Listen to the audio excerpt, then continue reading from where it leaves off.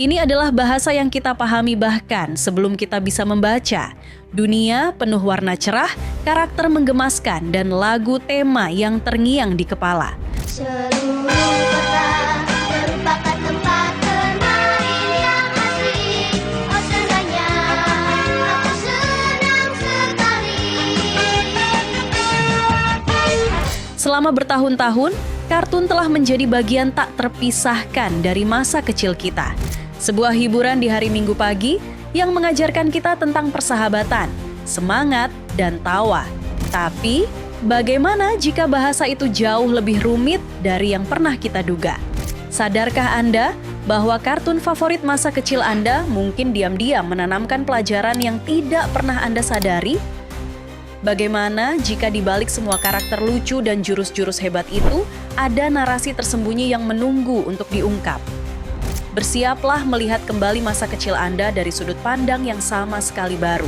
Bagaimana jika tontonan favorit kita tidak hanya mengajarkan kita untuk menjadi pahlawan, tapi juga tentang sisi lain kehidupan? Untuk memahami kedalaman cerita kartun yang kita tonton, kita harus melihat ke akarnya. Pada masanya, tontonan seperti Doraemon atau Captain Tsubasa terlihat sederhana. Loh, kok aneh ya? Sudah jelaskan Nobita? 見事に決まった翼くん美咲くんのコンビプレイ Yang satu tentang robot kucing ajaib, yang satu lagi tentang anak jenius sepak bola. Tapi, jika kita perhatikan, lebih saksama. Ini bukan sekadar cerita fantasi. Mereka adalah cerminan dari harapan dan kecemasan masyarakat pada masanya. Doraemon, misalnya, lahir dari imajinasi Fujiko F. Fujio di era pasca Perang Jepang yang penuh kerja keras. Nobita bukan sekadar anak pemalas. Ia adalah simbol dari anak-anak yang merasa tertekan oleh tuntutan akademis dan sosial. Kantong ajaib Doraemon adalah eskapisme, sebuah harapan bahwa teknologi bisa menjadi jalan keluar dari masalah sehari-hari. Ini adalah komentar sosial yang dibungkus komedi. Semangat yang sama juga ditanamkan melalui genre olahraga. Captain Tsubasa bukan hanya tentang sepak bola. Anime seperti Tsubasa atau bahkan Crash Gear Turbo mempopulerkan konsep gun baru atau semangat pantang menyerah. Ini adalah nilai kultural yang sangat penting. Mereka mengajarkan satu generasi untuk bekerja keras, menghargai kerja sama tim, dan bahwa kekalahan bukanlah akhir, melainkan awal dari latihan yang lebih giat. Pesan-pesan ini ditanamkan secara halus melalui cerita yang seru. Seiring berjalannya waktu, para kreator tidak lagi hanya menyisipkan pesan moral. Mereka mulai membangun seluruh dunia di atas fondasi tema-tema yang jauh lebih dewasa dan rumit. Ambil contoh Digimon Adventure. Aku Taichi Yagami. Namaku Agumon. Akhirnya kita bertemu, Taichi. Flame! Wah! Taichi! Evolusi Agumon! Di permukaan, ini adalah cerita petualangan anak-anak di dunia fantasi. Tapi di baliknya, Digimon adalah sebuah eksplorasi mendalam tentang proses pendewasaan. Setiap anak di Digimon mewakili sebuah pergulatan batin.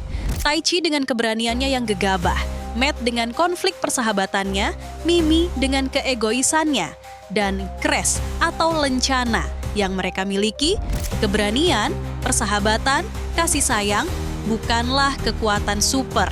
Itu adalah sifat-sifat yang harus mereka pahami dan tumbuhkan dari dalam diri untuk bisa berkembang.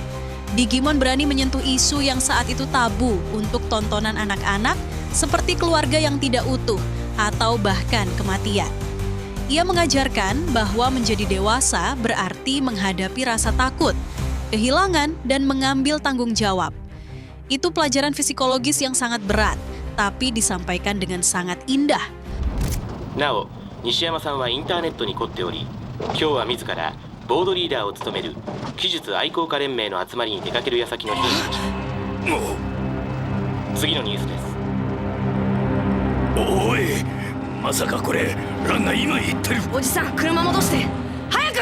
Di sisi lain, ada detektif Conan yang membungkus pelajaran tentang kehidupan dalam genre misteri. Conan mengajarkan sesuatu yang krusial, berpikir logis dan kritis. Di setiap kasus, kita diajak untuk tidak menerima informasi begitu saja, tapi untuk mencari bukti dan menarik kesimpulan. Tapi ada lapisan yang lebih dalam.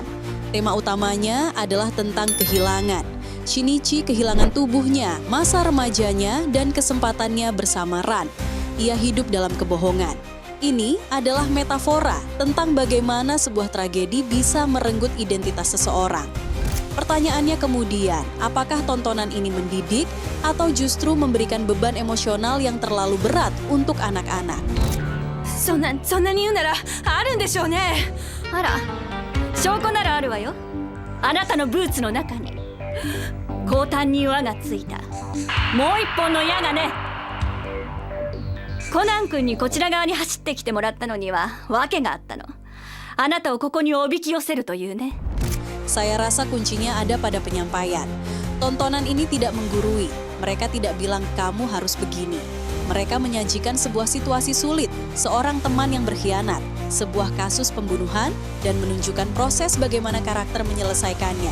Mereka percaya penontonnya, berapapun usianya, cukup cerdas untuk memetik pelajarannya sendiri. Pesan-pesan itu ada di mana-mana jika kita tahu cara melihatnya. Dalam kisah Samurai X yang mengajarkan tentang penebusan dosa dan hidup tanpa kekerasan. Dalam petualangan Inuyasha yang penuh dengan mitologi dan pelajaran tentang menerima perbedaan. Bahkan dalam Crayon Shinchan ada satir tentang kehidupan keluarga suburban di Jepang. Yang menarik adalah ceritanya tidak pernah berubah. Kitalah yang berubah. Dan sekarang kita punya kesempatan untuk mengunjungi kembali tontonan itu untuk membongkar kebenarannya bagi diri kita sendiri. Anggap ini sebuah ajakan untuk menonton ulang. Jadi, coba putar kembali tontonan yang Anda sukai saat masih SD. Tapi kali ini, tontonlah dengan kacamata yang baru. Lihat lebih jauh dari sekadar lelucon atau pertarungannya. Dengarkan baik-baik apa yang sebenarnya dibicarakan oleh para karakternya. Pesan tersembunyi apa yang Anda temukan, apa yang diam-diam diajarkan oleh kartun favorit Anda, bagikan penemuan Anda.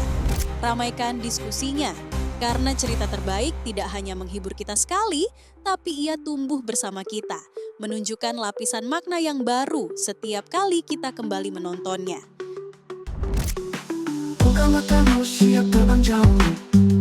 Kartun yang belum kau tahu, fakta misteri, cerita absurd, semua terungkap di dunia kartun uncover.